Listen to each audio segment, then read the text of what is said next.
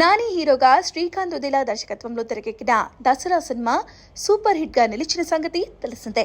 అటు వసూలు పరంగానూ ఈ సినిమా నాని కెరీర్ లో హైయెస్ట్ కలెక్షన్స్ రాబట్టింది. దసరా సూపర్ హిట్ కావడంతో శ్రీకాంత్ ఉదిలాతో మరో సినిమా చేస్తున్నాడు నేచురల్ స్టార్.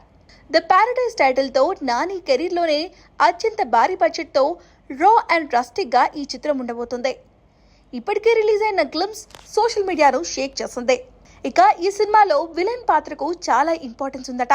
దీంతో డైలాగ్ కింగ్ గా మోహన్ బాబుని రంగంలోకి దింపారు. కథ, అందులోని విలన్ రోల్ నచ్చడంతో మోహన్ బాబు కూడా ఈ ప్రాజెక్ట్ కు గ్రీన్ సిగ్నల్ ఇచ్చినట్లుగా చెప్తున్నారు.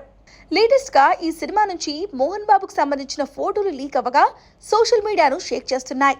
ఈ ఫోటోల్లో జైలు లోపల గోడపై వింటేజ్ లుక్ లో ఉన్న మోహన్ బాబు ఫోటోను బొగ్గుతో గీసినట్లుగా ఉంది.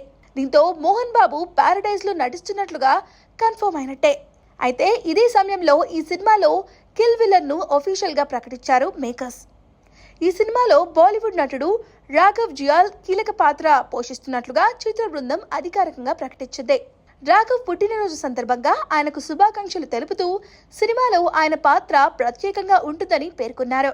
కిల్ సినిమాలో విలన్ గా మెప్పించిన రాఘవ్ ఈ చిత్రంలోనూ విభిన్నమైన పాత్రలో కనిపించనున్నాడని సమాచారం ఉంది. ప్రస్తుతం పారడైజ్ షూటింగ్ రామోజీ ఫిల్మ్ సిటీలో జరుగుతోంది. నానిపై కొన్ని యాక్షన్ సన్నివేశాలు షూట్ చేస్తున్నారు. మరి పారడైజ్ ఎలా ఉంటుందో చూడాలి.